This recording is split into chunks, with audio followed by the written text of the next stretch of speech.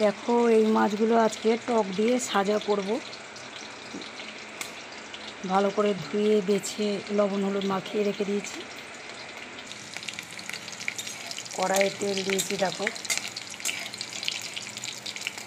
কাঁচা লঙ্কা সর্ষে সব দেওয়া হয়ে গেছে।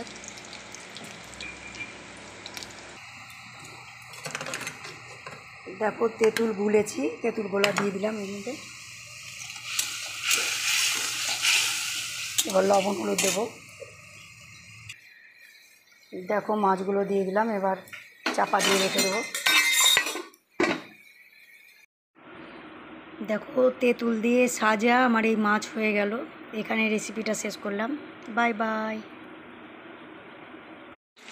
দেখো এই মাছগুলো আজকে টক দিয়ে সাজা করব।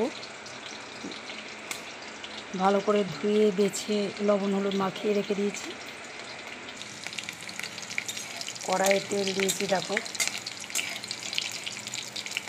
কাঁচা লঙ্কা সর্ষে সব দেওয়া হয়ে গেছে।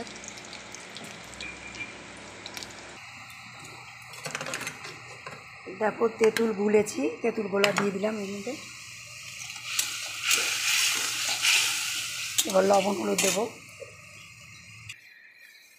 দেখো মাছগুলো দিয়ে দিলাম, এবার চাপা দিয়ে রেখে দেবো।